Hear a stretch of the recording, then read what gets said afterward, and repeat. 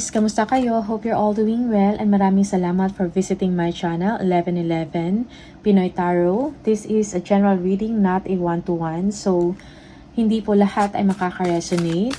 Just take what resonates for you and leave the rest. You can also watch your moon, rising, and Venus placements dahil minsan mas nakaka-resonate kayo doon and nakakakuha kayo ng mga dagdag na mensahe na para sa inyo. Please subscribe, like, comment, and share. And please tap the bell for updates. Maraming salamat sa iyo, Aries. Let's see kung ano yung mga paparating na mensahe, energies from the universe for Aries, please. Ano yung mga gabay, energies, and messages for Aries. Energies and messages for Aries. The King of Wands. Okay. Fortune is on its way, no? Happy times ahead for you. You need to focus. Kailangan mo mag-focus sa inyong objective, sa inyong target, sa inyong pangarap. Okay? This is a card of leadership. Yeah. Parang lumalabas ang inyong pagiging creative. You have a lot of creative ideas. Na na-apply ninyo sa inyong trabaho or sa inyong business. Okay? We have the Justice. Yeah. Truth, fairness, and honesty is important to you, Aries. Okay? Yung iba sa inyo, you will be receiving justice, no? For a past wrongs. Na ginawa sa inyo. Okay? Yung iba, you need to do what is right. Okay? Kailangan ng fairness and justice and balance, no? Most especially kung gumagawa kayo ng mga desisyon sa trabaho. Okay? Balance is needed. Do what you think is right.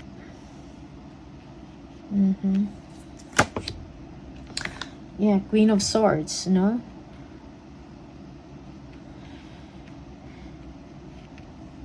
You are communicating directly kung ano yung nararapat, no, sa inyong trabaho or sa sistema.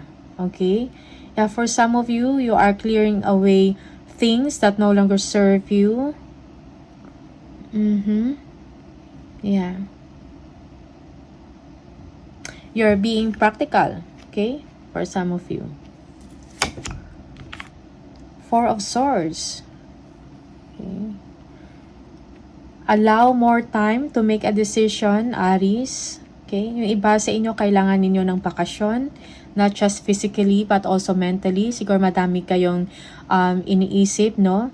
Na issues or problema, okay? And ginagawa nyo ito ng solusyon, no? Maybe you are someone na may mataas na ranggo sa isang kumpanya or sa isang trabaho. Okay? Sometimes, by being alone or by resting, you can get solutions, no? Sa inyong mga problema or sa inyong mga worries. Okay? Ten of Pentacles, kasaganahan sa inyong pamilya. Okay? Hindi lamang sa iyo, kundi sa buong pamilya mo. Okay? It is time also for you to yung mag-allot ka ng time para sa pamilya mo. Hindi lang parang puro business or puro trabaho. Okay? It's time for you to spend or make time para sa family mo. Take a break. Okay? New chapter. For some of you, you are moving on. Yeah. Parang kung meron mang mga conflict or mga gulo sa inyong sitwasyon, maybe sa work to, okay?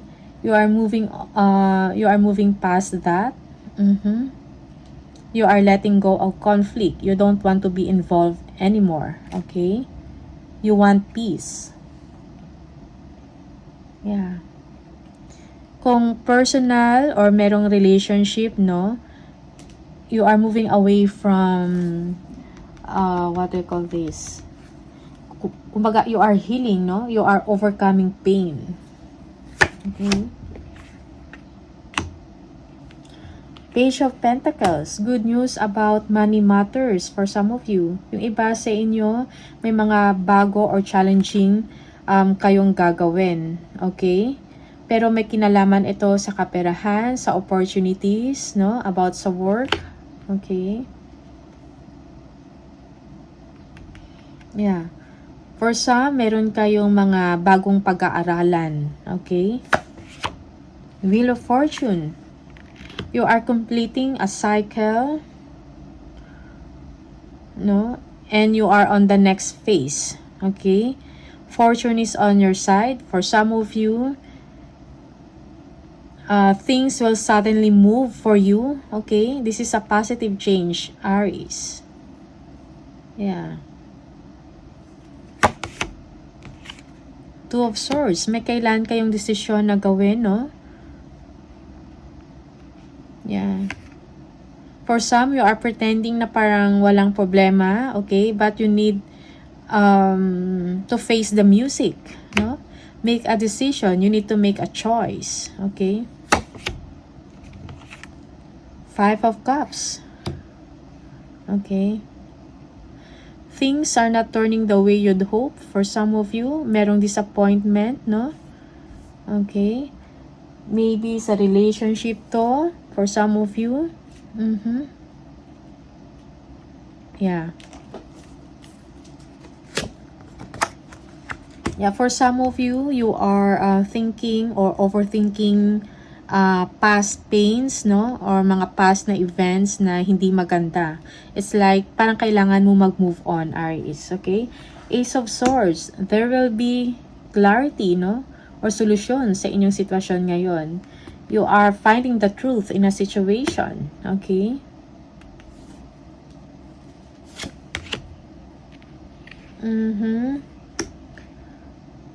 Negative thinking, okay?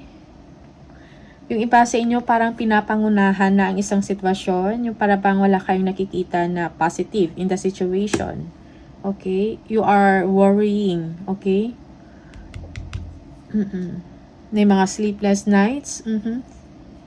Yung iba sa inyo, hindi ba kayo nakakatulog ng maayos sa gabi dahil sa kakaisip sa problema or sa isang sitwasyon. Okay? You are overthinking.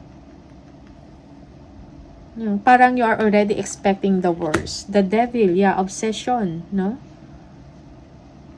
So, you need to release yourself from that, Aries. Yeah. This is a toxic situation, okay, or unhealthy relationship for some of you. Negative attachment. So, you need to get out from this situation. Okay? Queen of Pentacles, you have to make time with the people around you, your family, your friends, okay? For some of you, meron kayong kakayahan, most especially when it comes to money, okay? Nag-iisip din kayo ng mga expenses, ng mga gastusin, yung mga purchases ninyo, okay? This is for some of you. At least you have the money to spend, no? Yeah. For some, you are overly focused on material things. Okay. This is addiction. No? Baka meron kayong gustong-gustong bilhin, no? Na parang na-obsess na kayo doon sa isang bagay. Na gusto nyong makamtan, okay? Or makamit. Something like that. The Hierophant. Yeah. Or some of you, meron kayong mga questions whether to stay or make your own path, no? Sa trabaho man to, okay? Yeah. Concerns about principles, about values, about moral codes, no? Or your moral compass, okay? You have questions about the culture, no? In a company. Yeah. And for some of you, you are getting or kumukuha kayo ng mga advice, no, sa mga tao na sa tingin nyo ay mas nakakaalam, okay? Makapagbigay sa inyo ng good advice. Okay?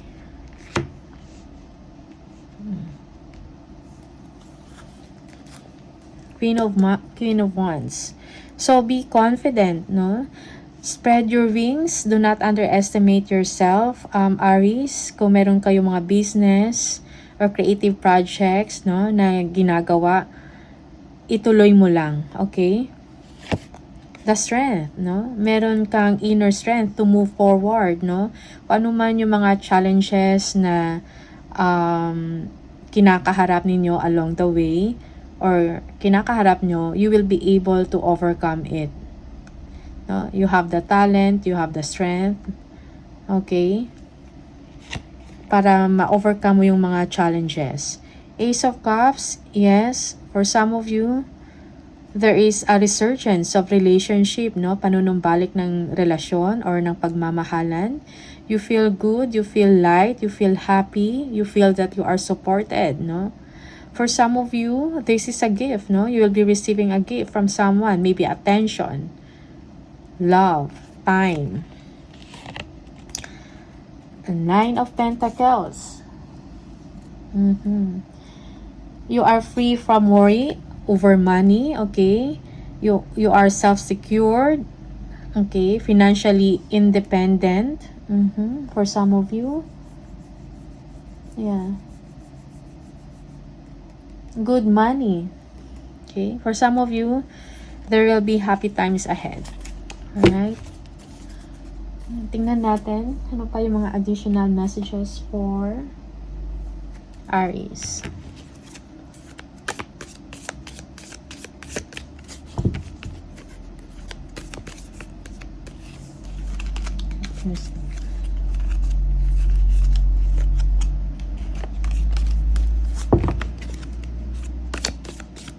Aries. Additional message for Aries, please.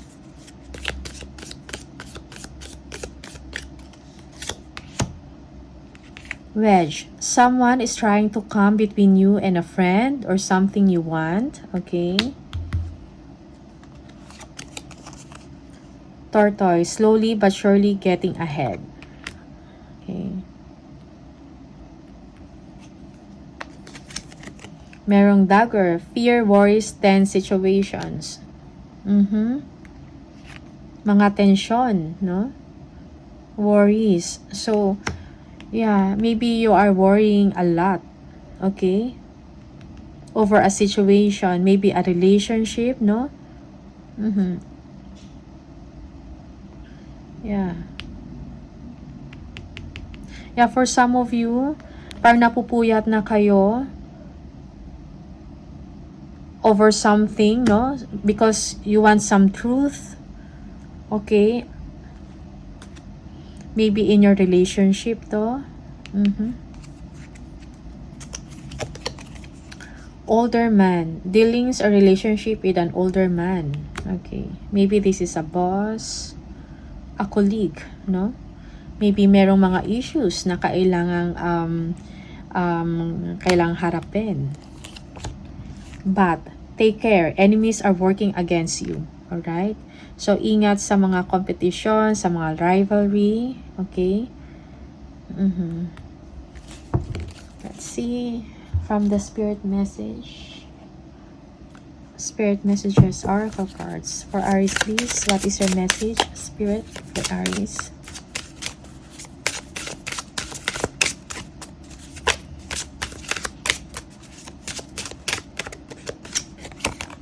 Be clear about where you are putting your focus right now. Focus on your desired outcome. You have everything within to create the life of your dreams. Stop doubting yourself for once. This is your time. We've got you. Okay? So, stop doubting yourself. Aries, kailangan mo ng confidence, no? Believe in yourself. Maniwala ka sa iyong kakayahan. Okay? So, move forward ka lang. And for some of you, do not procrastinate. Make a decision already. Okay? Yeah. Sa work man yan, or even sa relationship. You have the ability, you have, parang merong kakayahan to detach yourself from negativity or toxic situation or negative situation. Okay? So, maraming salamat sa inyo, Aries. All the best, and I'll see you on the next video. Bye!